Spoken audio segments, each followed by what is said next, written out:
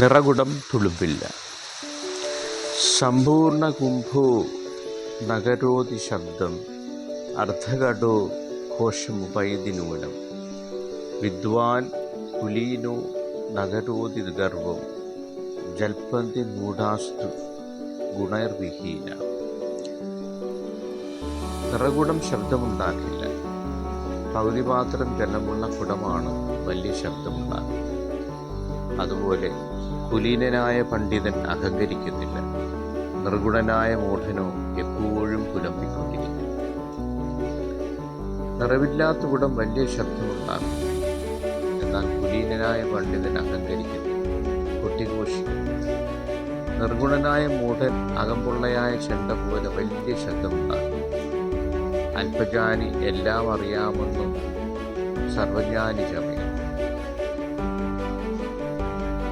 യഥാർത്ഥ ജ്ഞാനി കൂടുതൽ അറിയുന്നതോടും കൂടുതൽ എളിമയുള്ളവനാകും. കാരണം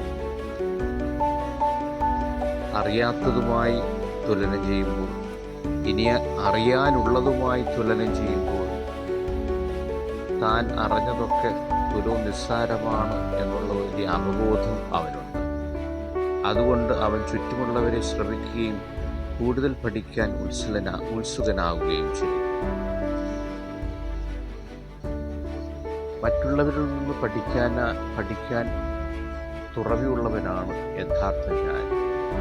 ഒരു ശിശുവിന് പോലും, ഒരു കുട്ടിയിൽ നിന്ന് പോലും തനിക്കെന്തെങ്കിലുമൊക്കെ പഠിക്കാനുണ്ടെന്നുള്ള അവബോധമുള്ളവനാണ്. അല്പജ്ഞാനി മറ്റുള്ളവരെ അവഗണിക്കും.